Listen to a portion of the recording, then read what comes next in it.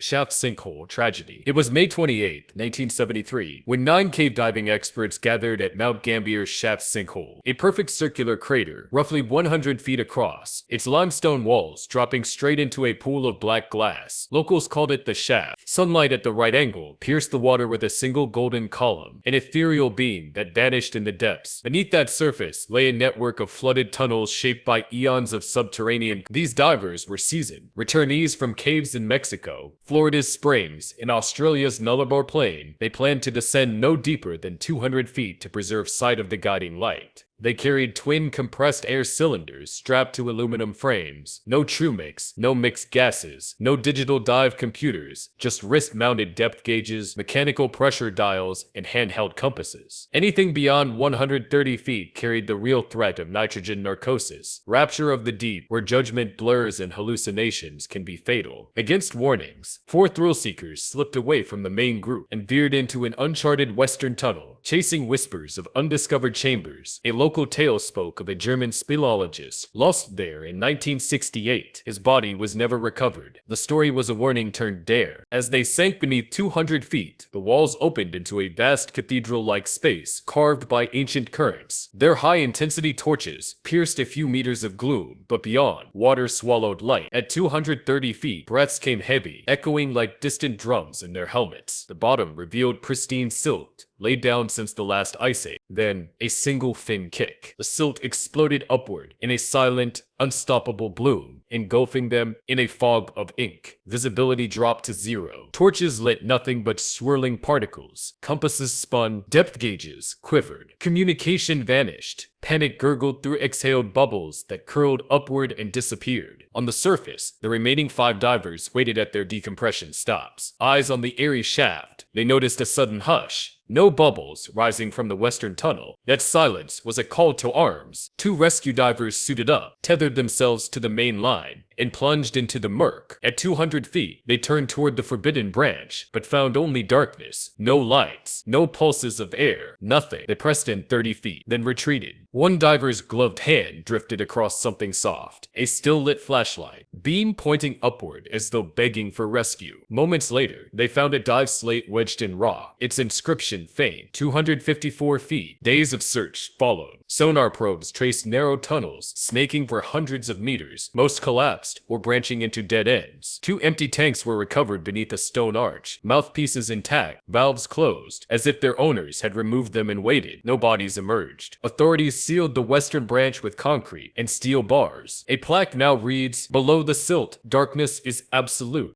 Mossdale Cave Incident. It was June 24, 1967, and 10 cavers assembled at the mouth of Mossdale Cavern beneath a pale morning sky, their breaths visible in the cool Yorkshire air. Each carried a sturdy pack weighed down by coiled ropes, spare carbide lamps, metal jamming tools, and packets of pemmican for energy. 2 leaders, Alan Dusty Fletcher and Margaret Meg Hughes, had braved these tunnels before, their weathered faces betraying the strain of past expedition. They checked altimeters and barometers one last time, then flicked on lamps whose halos danced on slick limestone walls stained with iron oxide. Meg whispered, "Stay close, move slow," and they squeezed through the postbox, a claustrophobic 20 by 15-inch slot named for its resemblance to a Victorian letterbox. Beyond, the cave swallowed daylight. Water dripped in a steady rhythm, each drop echoing like an impatient metronome. A perceptible draft hinted at unseen chambers, but also teased with the promise of hidden exits. 6 of the team pressed on into 4 Marathon, a corridor only 18 inches wide and 12 inches high. Their boots scuffed fine limestone silt that billowed behind them. A stream threaded the floor, at first ankle deep, then rising toward their waists as distant thunder crackled across the moors. Above ground, volunteers laid out hoses and generators, myriad tools meant for mob flooding, not the flash deluge about to strike. A crackling radio brought reports of rain, but no one guessed the sky would unleash enough water to swell the underlying aquifer by 3 meters in under an hour. Deep inside, the trickle became a torrent. Water forced its way through fissures, bursting into chambers mapped as safe havens, shoulders pressed against walls. Dusty counted the minutes, eyes wide. They were still 3 hours from the entrance. 3 hours until hypothermia gripped their limbs, until oxygen-poor pockets formed in the narrowing passages, until panic could overwhelm calm judgment. He shouted back, voice distant over the roar. "Follow the left wall. Conserve light." Their carbide lamps flickered, conserving precious gas but dimming fast. fast. On the surface, hoses kinked and pumps seized under pressures no one expected. Water cascaded into the entrance shaft, mixing with sediment from miles upstream. Oxygen cylinders meant to sustain trapped cavers hissed uselessly as regulators froze. Flashlights winked out on ledges, their beams extinguished by drenched batteries. Volunteers lit red flares, their glow trembling on soaked rocks, but no signal returned from below. Inside, water rose above shoulders. They abandoned packs at a narrow choke labeled the Squeeze, then plunged underwater to crawl across razor-sharp rocks. One diver's helmet cracked on a jagged protrusion. Spidering across its shell, he froze in terror until Meg's strong hand steadied him. "Keep moving," she urged, voice low and urgent. At dawn, when the rain finally ceased, a hush fell on the moor. A search party entered the cavern, wading through 2 million liters of pumped-out water. Empty hoses trailed into darkness. Scattered arrows marked a path the living had never returned by. 10 lamps lay clustered at the water's edge like fallen fireflies. Rescue logs would record 72 hours of fruitless effort in the deployment of sonar pingers into every reachable chamber. Still, below the labyrinth, only silence and on the hillside, a granite memorial bears the names of the 10 cavers. Simple letters carved in dignity. Visitors leave tokens of light, lanterns, candles, reminders of explorers who ventured too far into Earth's hidden arteries, underestimating the sky's power, and paid the ultimate price. Gollum's Cave. It was August 18th,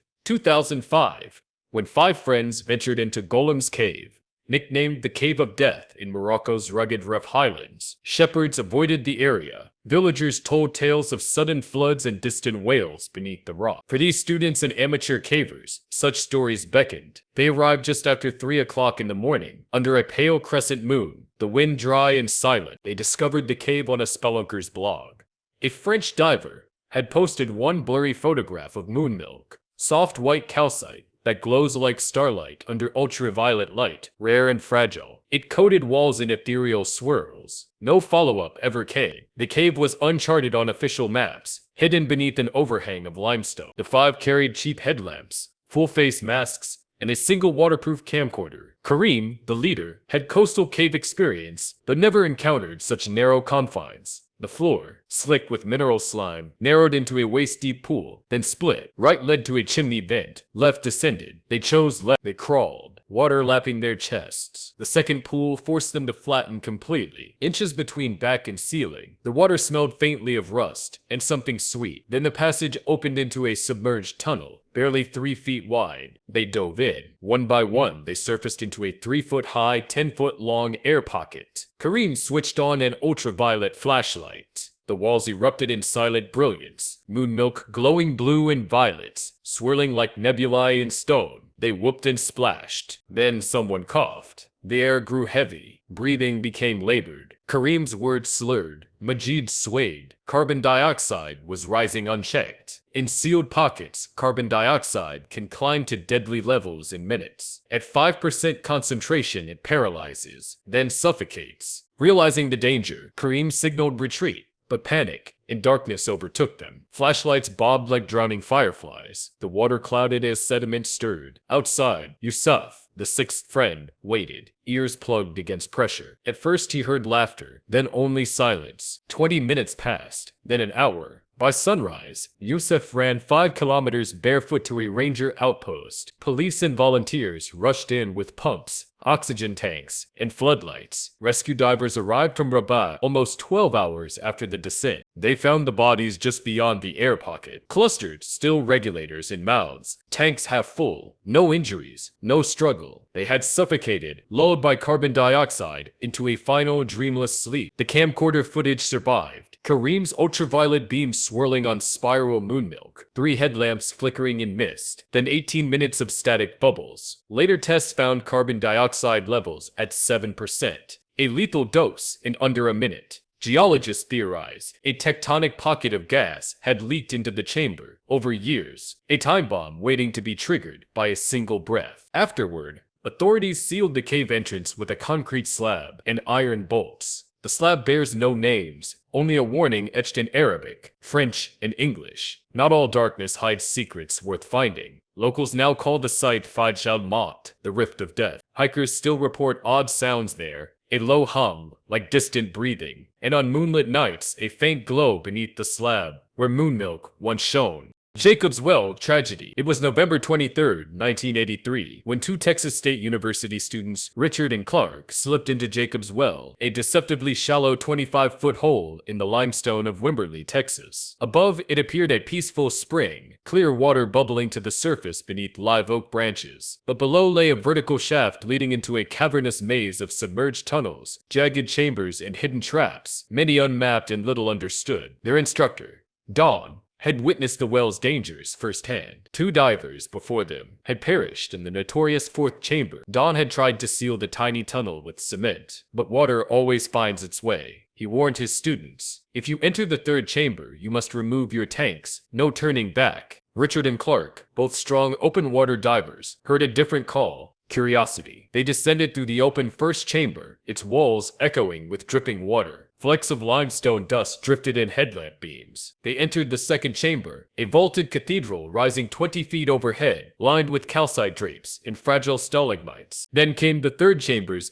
narrow squeeze, a tunnel barely 2 feet across. Richard removed his tank, held it ahead of him, and passed the regulator to Clark as he inched through. The stone walls scraped knuckles and masks. In that still water, their exhalations formed silver bubbles that hovered like ghosts. Carbon dioxide built rapidly in the confined space. In 10 minutes, levels doubled. In 20, they became disorienting. They surfaced into a low ceiling room with a false chimney. It looked promising, but as Richard swam upward, the passage constricted into a funnel, ending in solid rock. A trap. Tanks were drifting toward empty. Clark saw Richard's light dim. He banged on the rock, signaling panic. Richard backed out, slapping his gauge. Air supply near zero. They tried to retrace their route, but no guideline traced the way. They had been bold, not cautious. Disoriented, Clark squeezed first through the bottleneck, pushing his tank before him. He emerged into the second chamber, lungs burning, and shot to the surface on a single breath. Richard did not follow. Dawn plunged in, faster than protocol allowed. Guided by memory and sheer will, he found Richard's tank by a low ledge. Visibility was just inches through stirred silt. He called through his regulator but heard only static. When he resurfaced, his face was hollow. He's gone. Authorities closed the well for inspection. Remotely operated vehicles mapped the fourth chamber's vortex-shaped entrance, a funnel that widened then abruptly dead-ended.